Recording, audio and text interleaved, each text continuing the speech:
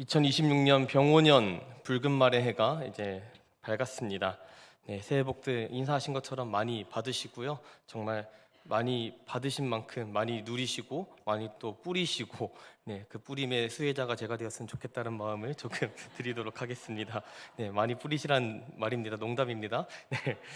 새해가 되면요 교회에서 많이 쓰는 비유들이 있는데 그 중에 하나가 뭐냐면 새술은 새부대에 담아야 한다 이런 비유입니다. 그런 얘기를 하면서 자 과거가 되었으니 이제 새해가 되었으니 이제 과거의 낡은 습관들은 다 버리고 새로운 마음가짐 이것들을 가지자. 자 새부대를 준비하자 이런 이야기들을 교회에서 많이들 합니다. 새해를 시작하는 말로 굉장히 희망차고 좋은 말처럼 들리는 본문입니다. 그런데 저는 이 비유의 내용들을 술의 입장에서 좀 생각을 해보았습니다. 새 포도주의 입장에서 이 내용을 생각해 보면 좀 생각이 좀 달라지신다는 걸 경험하실 텐데요. 여러분들이 술을 좋아하시든 안 좋아하시든 좀 상식적으로 생각해 보시면 좋겠습니다. 자, 새로운 술이라는 게 좋은 술이냐는 거죠. 새로운 술이 좋은 술인가? 뭐 어떤 주류를 생각하시든지 와인, 위스키 뭐가 되었든지 간에 잘 보관된 상태라는 전제하에 잘 숙성되고 오래 묵은 술들이 좋은 술이라고 이야기를 합니다. 왜냐하면 그 술들이 조금 더 향기롭고 더 안정적이고 훨씬 더 비싸기 때문인 거죠. 성경도 이 사실을 정확하게 지적을 하고 있는데 이 새 포도주는 새 부대에 넣으라 라는 이 말씀이 누가복음 5장 38절에 기록되어 있거든요. 그 다음 절에 5장 39절을 보면 예수님께서 이런 말씀을 하십니다. 묵은 포도주를 마시고 새 것을 원하는 자가 없나니 이는 묵은 것이 좋다 함이니라. 자, 다시 말하면은 새 술이라는 거는 매력적인 상태는 아니다라는 것을 발견하게 되는 거죠. 새 포도주는 지금 막 으깨어서 효모와 섞어 놓은 어떤 상태이기 때문에 아직 맛이 들지 않고 떫고 거친 상태입니다. 무엇보다 새 술의 가장 큰 문제는 불안정함인 것이죠. 지금 안에서 맹렬하게 발효가 일어나고 있다 보니 가스가 뿜어져 나오고 또 부글부글 끓어오르게 됩니다. 그래서 이 새술을 낡은 가죽 부대에 넣게 되면 그 팽창하는 힘을 견디지 못하고 부대가 터져버리는 일들이 발견되는 겁니다. 그래서 새술은 새 부대에 넣으란 얘기가 바로 그런 맥락에서 나온 것이죠. 저는 이것이 우리 청년들의 초상이자 우리가 맞이한 새해의 역설이지 않은가라고 생각하게 됩니다. 세상은 우리에게 청년들을 새 술이다라고 이야기를 합니다. 여러분들에게 무한한 가능성이 있다라고 이야기를 하고요. 내가 젊은 시절로 돌아간다면 지금 가지고 있는 돈 다 포기해도 된다라고 얘기하는 그런 사람들이 굉장히 많습니다. 그렇게 축혀 세우고 있는데 새해에는 그래서 새로운 목표를 향해 달리라며 등 떠밀고 있는 시대를 우리가 살아가고 있는 것이죠.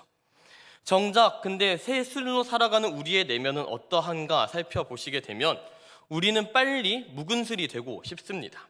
빨리 취업을 해서 안정되고 싶고 빨리 돈을 모아서 결혼을 하고 싶고 이 지긋지긋한 불확실성의 터널을 통과해서 숙성된 어른이 되고 싶어 합니다. 이게 오늘 말씀 제목이었던 새로운 것의 역설입니다. 새롭다라는 것은 가능성을 담보하기도 하지만 동시에 압박이 있음 그리고 불안정함 이것 두 가지를 수반하는 것입니다. 청년의 때에 새롭다라는 것은 곧 낯선 것이 되고 익숙한 것과 결별해야 한다라는 뜻이 되며 무엇보다 이제는 아마추어가 아니라 젊은 어떤 청소년의 수준에서가 아니라 프로로서 뭔가 성과를 증명해야 한다라는 압박감으로 다가오게 됩니다. 어릴 때는 새해의 떡국을 먹고서 내가 한 살 더 먹은 것이 자랑이었지만 이제 20, 30을 넘어서는 떡국을 먹고 나이를 먹는다는 것은 우리의 가능성이 줄어들고 책임이 늘어난다는 신호처럼 느껴지는 것이죠. 작년 12월 31일에 나와 오늘 1월 며칠에 나는 똑같은 사람이고 바뀐 건 달력 한 장일 뿐인데 해가 바뀌었으니 뭔가 달라져야지, 올해는 취업해야지, 올해는 결혼해야지, 작년과는 다른 실적을 보여야지 하는 압박감에 시달리며 사는 것입니다. 세상이 우리에게 그렇게 요구하기도 하고 우리 스스로도 그것들을 요청하기도 합니다. 그래서 많은 청년들에게 이 1월 1일이라는 것은 희망의 시작이 아니라 마치 유예 기간이 끝난 날처럼 느껴지기도 합니다.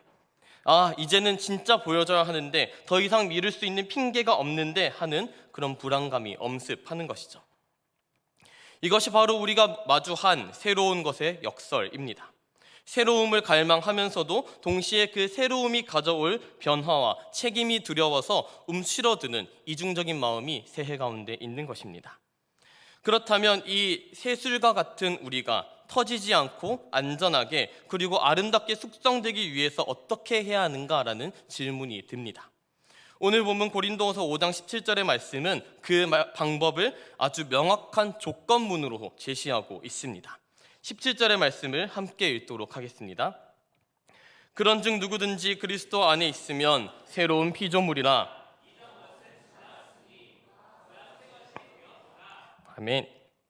이 말씀을 가지고서 다들 새 것이 되었다라는 이 결과값에 대부분 주목을 합니다. 그런데 오늘 말씀을 들으시면서 내가 조금 더 나은 인간이 되어야겠다라는 맥락으로 오늘 본문 새로운 피조물이 되었다는 이야기를 듣는다면 이것은 완전히 실패한 해석이 되어질 것입니다.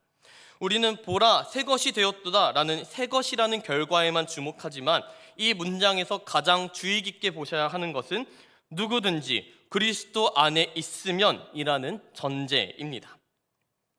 성경은 누구든지 2026년이 되면, 누구든지 마음을 굳게 먹으면, 누구든지 다이어리에 꼼꼼하게 계획을 세우면 새 것이 된다라고 이야기하고 있지 않습니다. 오직 그리스도 안에 있으면 새로운 피조물이 된다라고 오늘 말씀으로 기록하고 있는 것이죠. 많은 청년들이 시간의 흐름에 따라서 낳게 될 여러 가지 것들을 막연하게 기대하며 삽니다. 시간이 지나면 해결되겠지, 새해가 되면 좀 달라지겠지, 버티다 보면 좋은 날이 오겠지. 하지만 냉정하게 말해서 시간은 우리를 새롭게 하지 못합니다. 물리학에서 엔트로피 증가의 법칙을 다들 아실 겁니다. 가만히 두면 모든 것은 질서에서 무질서로, 새 것에서 헌 것으로 변해갑니다. 시간은 우리를 치유하는 것이 아니라 우리를 낡게 만들고 부패하게 만들고 시들게 만듭니다. 우리의 육체도 열정도 이 시간 앞에서는, 시간 속에서는 낡아질 수밖에 없는 것이죠. 가만히 둔 포도주가 저절로 명품 와인으로 변하겠습니까? 관리가 없으면 이것은 포도폭탄에 불과합니다. 그렇기에 우리는 시간의 기대를 걸지 말아야 합니다. 2026년이라는 이 숫자가 여러분을 바꿔주지 않습니다. 진짜 새로움은 시간이 아니라 장소를 옮길 때 누구의 손에 붙들리느냐, 그것에 따라 결정되기도 하는 것이시죠. 1942년 20세기 최고의 거장이라 불리는 이 파블로 피카소가 파리의 거리를 걷고 있었다고 합니다. 그러다 어느 쓰레기 더미 가운데에서 버려진 고물 무더기를 발견합니다. 거기에는 낡아서 가죽이 다 벗겨진 자전거 안장 하나와 녹슨 자전거 핸들 하나가 굴러다니고 있었습니다. 지나가는 수많은 사람들에게 그것은 그저 쓰레기였고 치워버려야 하는 고철 덩어리에 불과했습니다. 그런데 피카소는 그것을 주워 자신의 작업실로 가져갑니다. 그리고 그 안장 위에 핸들을 거꾸로 붙이게 됩니다. 아주 단순한 작업이었죠. 그리고 이 작업물의 결과는 황소머리라는 이름이 되어졌습니다. 나중에 한번 검색해 보시면 좋을 것 같아요. 피카소의 황소머리. 낡은 안장은 황소의 얼굴이 되었고 녹슨 얼굴은 황소의 뿌리라고 묘사되었습니다. 이 작품은 훗날 런던 경매장에서 293억 원에 낙찰되었다고 합니다. 가만히 생각해 보시면 이 안장과 핸들이 변하지 않았음을 발견하실 겁니다. 재료가 바뀌었습니까? 아닙니다. 여전히 낡은 안장이고 녹슨 핸들이었습니다. 성분이 고철에서 금으로 변한 것도 아닙니다. 여기에서 바뀐 것은 딱 두 가지였는데, 먼저는 위치가 바뀌었습니다. 차가운 길바닥 쓰레기장에서 거장의 작업실로 옮겨졌습니다. 그리고 주인이 바뀌었습니다.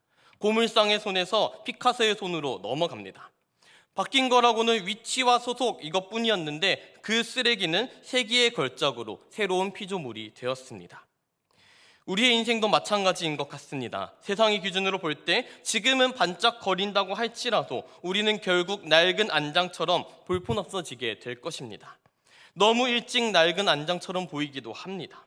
학벌도 부족하고 가진 것도 없고 여기저기 상처받아서 가죽이 벗겨진 것처럼 느껴지기도 합니다. 우리는 녹슨 핸들처럼 방향을 잃고 방황하는 실패한 인생일지 모르는 것이죠. 세상은 그런 우리더러 고철이다, 치워버려야 할 것이다 라고 치부할지 모르지만 시간이 지날수록 녹슨 자국이 없어지기는커녕 더 짙어지는 것을 경험하게 됩니다. 해가 바뀐다고 해서 낡은 안장이 새 것이 되지는 않는 것입니다. 하지만 우리 인생의 주소를 그리스도 안으로 옮기기만 한다면 피카소보다 크신 창조주 하나님께서 여러분이란 재료를 들어 올리십니다. 그리고 세상의 방법으로는 상상조차 할 수 없는 가장 아름다운 걸작품으로 새로운 피조물로 우리를 빚어내십니다. 우리에게 중요한 것은 내가 얼마나 깨끗한가, 내게 얼마나 능력이 있는가, 이런 것들이 아니라 내가 지금 누구의 손에 붙들려 있는가, 이것이 중요한 겁니다. 비록 내 상황은 작년과 똑같고 통장 잔고는 여전히 비어 있으며 취업문은 좁아도 내가 그리스도 안이라는 새로운 생명의 영역, 거장의 작업실로 들어가는 순간 우리는 완전히 다른 새로운 피조물이 되어집니다. 가치의 세계에서 은혜의 세계로 담기게 됩니다. 그렇다면 새로운 피조물이 된다라는 것은 도대체 어떤 것인가 구체적으로 알 필요가 있는데요. 새해가 되면 우리는 좀 새롭게 해보자며 자기 개발을 하는 것에 몰두합니다. 살을 좀 빼고 성격을 좀 고치고 영어를 좀 더 잘해보고 자격증을 뭐라도 하나 더 따보는 것이 여러분들의 새해 계획들에 들어가 있는 것이죠. 이런 자기 개발들을 통해서 우리는 새로워지고 있다라고 착각하고 있지만은 사실 엄밀히 말하면 이 모든 자기 개발들은 리모델링 정도에 불과합니다. 리모델링이 뭡니까? 뼈대는 그대로 두고 벽지를 좀 바르고 페인트 칠을 다시 하는 수준입니다. 겉보기엔 깨끗해 보일지도 모르겠습니다. 더 나아 보일지도 모르겠습니다. 그런데 그 집의 기초가 부실하면 비가 왔을 때 다시 물이 새고 시간이 지나면 다시 곰팡이가 핍니다. 우리가 하는 새해 결심들이 왜 작심삼일로 매일 끝나게 됩니까? 나라는 존재의 근본적인 연약함, 죄성, 두려움이라는 이 기초들은 그대로 둔 채 겉모습만 바꾸려 하기 때문입니다. 녹슨 핸들 위에 페인트 칠을 다시 칠한다고 새로운 자전거가 될 수 없고 페인트가 벗겨지게 되면 다시 녹슨 모습이 드러날 뿐인 거죠. 하지만 본문에서 바울이 말하고 있는 새로운 피조물이라는 것은 리모델링 차원의 이야기가 아닙니다. 여기서 새로운이라는 단어, 헬라어 단어는 카이노스라는 단어를 쓰는데 시간적으로 최근의 것이 아니라 질적으로 완전히 다른 차원의 새로운 것을 이야기합니다. 그리고 따라 나오는 피조물이라는 단어는 창세기 1장의 천지창조를 연상하게 만들죠. 무에서 유를 창조하시는 하나님이 연상되는 단어인 것입니다. 다시 말해서 하나님께서 우리에게 약속하신 새로운 것이라는 것은 고쳐 쓰는 것이 아니라 재창조의 과정이라는 겁니다. 이 재창조의 과정이 있다는 말씀이 오늘 본문 고린도후서에 기록되어 있다는 것을 기억하시기 바랍니다. 이 고린도후서라는 편지는 바울이 승승장구하고 있을 때 사역이 대박나서 기분 좋을 때 썼던 편지가 아닙니다. 오히려 바울의 인생에서 가장 어두운 시절, 가장 깊은 동굴을 지나고 있을 때 썼던 편지였습니다. 이 편지에 서두인 1장 8절에서 9절의 말씀을 제가 읽어드리도록 하겠습니다. 형제들아, 우리가 아시아에서 당한 환난을 너희가 모르기를 원치 아니하노니 힘에 겹도록 심한 고난을 당하여 살 소망까지 끊어지고 우리는 우리 자신이 사형 선고를 받은 줄 알았으니. 이 서신의 분위기가 지금 느껴지십니까? 힘에 겹도록 심한 고난, 살 소망까지 끊어지고 사형 선고를 받은 줄 알았다라고 이야기합니다. 고린도후서를 쓸 당시에 바울은 인생의 밑바닥 가운데 있었습니다. 우울증, 번아웃, 공황장애가 의심될 만큼 처절한 절망의 자리 가운데서 더 이상 내 힘으로 일어설 수 없으니 차라리 죽는 게 낫겠다라고 생각하는 그런 자리였습니다. 그런 절망의 한 가운데에서 자신의 모든 가능성이 끝난 그 폐허 위에서 바울은 오늘 5장 17절의 말씀을 터뜨렸던 것입니다. 그런즉 누구든지 그리스도 안에 있으면 새로운 피조물이라. 이 고백 자체를 생각해 봤을 때 이거는 정신 승리에 가까운 것 같습니다. 제정신이 아니죠. 현실을 도피하고 있는 겁니다. 당연하게도 현실 도피가 아니고 정신 승리가 아닐 수밖에 없으나 바울은 지금 내 힘으로, 내 노력으로, 내 의지로 쌓아 올려 왔었던 옛사람들이 무력하게 무너지는 것을 경험했습니다. 자신을 구성해왔던 모든 옛것들이 고난 앞에서 아무 힘이 없다는 사실을 철저하게 깨달았습니다. 그래서 1장 9절 하반절에는 이렇게 기록합니다. 이는 우리로 자기를 의지하지 말고 오직 죽은 자를 다시 살리시는 하나님만 의지하게 하심이라. 이것이 바로 새로운 피조물의 비밀입니다. 진정한 새로움이라는 것은 내가 나를 고쳐서 쓰는 개선하는 작업에서 오는 것이 아니라 철저하게 무너진 내 자아의 폐허 위에서 자기를 의지하던 나는 죽고 오직 하나님이 다시 살리시는 그 부활의 능력을 경험할 때 일어나는 것입니다. 다시 오늘 말씀 18절을 같이 한번 보시면 좋겠는데요. 18절의 말씀을 같이 한번 읽겠습니다. 시작. 모든 것이 하나님께로서 났으며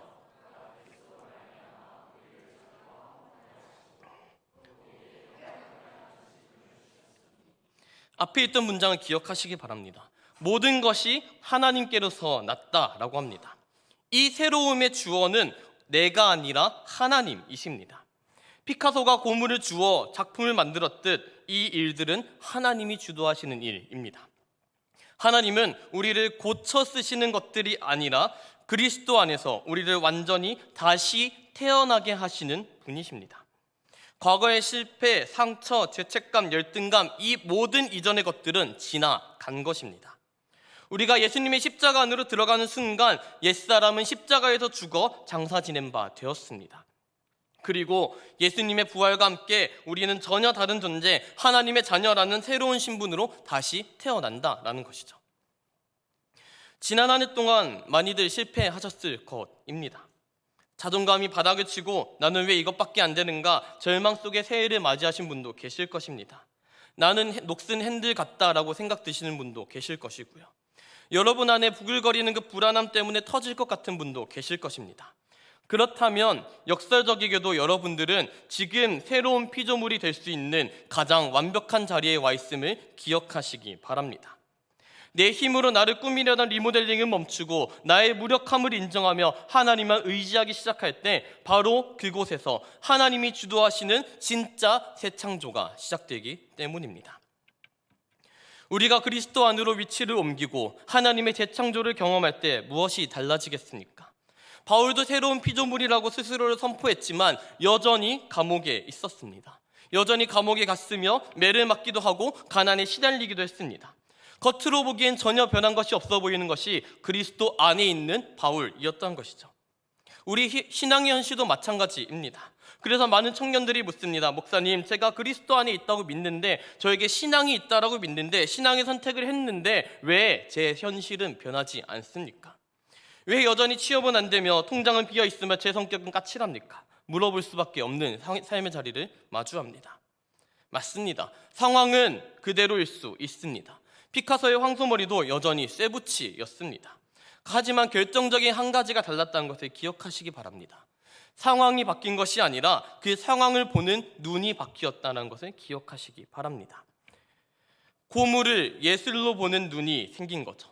오늘 말씀 직전의 16절에는 이렇게 기록합니다. 그러므로 우리가 이제부터는 어떤 사람도 육신을 따라 알지 아니하노라. 이전에는 그리스도 밖에 있을 때에는 모든 것을 육신을 따라 보았습니다. 세상의 기준으로 사람을 평가합니다. 스펙으로 친구를 평가하고 연봉으로 성공을 가늠하고 외모로 사랑을 결정했습니다. 나 자신을 볼 때에도 육신의 렌즈로 보았습니다. 나는 어디에 출신이고 어느 대학 출신이고 나는 흙수저고 은수저고 금수저고 나는 실패자고 나는 성공한 사람이고 이번 생은 망했다, 이번 생은 다시 태어나야 한다라는 생각을 하는 것이 우리의 육체의 렌즈였다는 겁니다. 세상이 붙여준 그 라벨이 내 정체성인 줄 알게 되는 것입니다. 낡은 안장은 그냥 안장, 낡아 있는 고철덩어리라고 생각할 뿐인 것이죠. 5장 4절의 말씀을 제가 이어서 읽어드리겠습니다. 참으로 이 장막에 있는 우리가 짐진 것 같이 탄식하는 것은 벗고자 함이 아니요 오히려 덧입고자 함이니 죽을 것이 생명의 삼킨 바 되게 하려 함이라. 우리가 살아가는 삶들은 결국 낡은 안장, 해진 가죽으로 나아가는 인생입니다. 쉬울 때보다 어려울 때를 더 많이 마주하지 않으십니까? 그래서 때로는 내려놓고 싶을 때가 있지만 그 어려움들을 주시는 이유는 그 어려움을 벗고자 함이 아니라 그 어려움을 이겨내느라 힘든 나 자신을 포기하고자 함이 아니라 그리스도의 옷을 덧입고자 함이라는 것입니다. 고난 가운데 있는 내 인생이 생명 가운데 있는 하나님께로 삼켜지게 인도하기 위한 고난이라는 것입니다. 이것이 바로 그리스도 안에서 새로운 피조물이 되었다는 의미입니다. 고난이 없다는 의미가 아닙니다. 그리스도께서 고난을 당하셨듯이 우리도 고난을 당합니다. 그리스도께서 십자가에서 죽으셨던 것처럼 우리도 그런 죽을 것 같은 고통 가운데 처하기도 하고 심지어는 죽을 수도 있는 것이죠. 그러나 그리스도께서 부활하셨던 것처럼 우리도 다시 부활한다. 이 사실을 믿고 그리스도 안에서 살아가고자 하는 사람들을 우리는 그리스도인, 기독교인, 크리스찬이라고 부르고 있는 것입니다. 그리스도 안에 들어오게 되면 세상과 고난을 바라보는 렌즈가 바뀌게 됩니다. 겉에 있는 나는 여전히 이 환난 때문에 속이 상하고 힘듭니다. 낡아가고 있습니다. 그러나 내 속사람은 이 환난 때문에 죽은 자를 다시 살리시는 하나님을 알고 의지하게 되기 때문에 날로 새로워지는 것을 경험하는 것입니다. 그래서 나왔던 감탄사가 이전 것은 지나갔으니 보라 새 것이 되었도다 인 것이죠. 그리스도 안에서 바라보는 나는 어떤 존재이겠습니까? 저 때문에, 여러분들 때문에 우리와 함께 하시기 위해 이 세상을 지으신 하나님이 자신의 모든 것을 내려놓고 인간의 몸을 입고 이 땅 가운데 오셨습니다. 그리고 자신의 목숨을 버려서까지 살리고 싶었던 사람이 바로 저희고 바로 여러분들인 것입니다. 예수님께서 이 땅에서 아파하고 신음하는 사람들 가운데 그들의 곁을 지키시고 만져주시고 고쳐주셨던 것처럼 오늘을 살아가는 나를 감싸 안고 계시는 그 하나님, 걸어가야 하는 이 폭풍 속이나 캄캄한 골짜기일지라도 내 손을 잡고 가시는 그 하나님과 동행하고 있는 사람이 바로 나, 여러분들이라는 것이죠. 그리스도 안에서 여러분들의 주변과 세상을 보시기 바랍니다. 하나님의 손과 발이 내려앉아 있는 곳입니다. 여러분들을 위해 주신 선물과 같은 사람들이고 환경입니다. 그리스도 안에서 보아도 여전히 아프고 여전히 슬픈 일이 있습니다. 나를 힘들게 하는 사람은 여전히 있을 것이고요. 그들은 쉽게 변하지 않을 것입니다. 이전에 여러분이면 피하고 싶다, 더럽다 했을지 모르지만 그리스도 안에서 바라보게 되면 그곳에서 힘들어하고 있는 사람들을 도와주고 싶어 하시는, 그들을 보며 애가 타는 하나님의 마음이 느껴지게 됩니다. 그리스도 안에 있으면 이전에 나를 괴롭히는 상사, 답 없는 상황, 꽉 막힌 미래로만 보였던 것들도 그리스도 안에서 다시 보게 되니 하나님의 섭리가 머무는 곳으로 보이기 시작하는 겁니다. 나의 실패는 끝이 아니라 하나님께서 나를 빚으시는 과정으로 보이게 됩니다. 나의 찌질한 성격은 저주가 아니라 내가 하나님을 의지할 수밖에 없는 은혜의 통로로 보이게 됩니다. 내 옆에 있는 지체들이 경쟁자, 귀찮은 존재들이 아니라 하나님께서 당신의 피로 값주고 사신 존귀한 형상으로 보이게 됩니다. 내가 밟고 있는 그 척박한 땅이 더 이상 지옥처럼 보이는 것이 아니라 사명의 자리로 보이게 됩니다. 이것이 새로운 피조물이 누리는 특권입니다. 상황이 바뀌어서 새로운 것이 아니라 해석이 바뀌어서 새로운 것이 된 것입니다.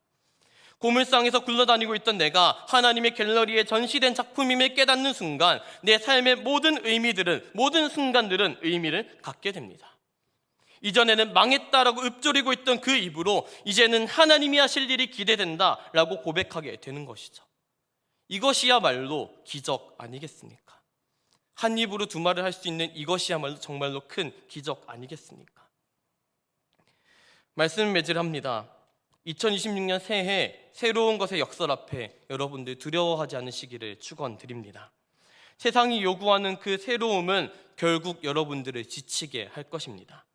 쳇바퀴 속의 사람들처럼 우리를 끊임없이 달리게 만들고 결국 탈진하게 만들 것입니다. 하지만 하나님께서 약속하신 새로움은 다릅니다. 고린도서 4장 16절은 이렇게 기록하고 있습니다. 그러므로 우리가 낙심하지 아니하노니 우리의 겉사람은 낡아지나 우리의 속사람은 날로 새로워지도다. 세상의 새로움은 시간이 갈수록 낡아집니다.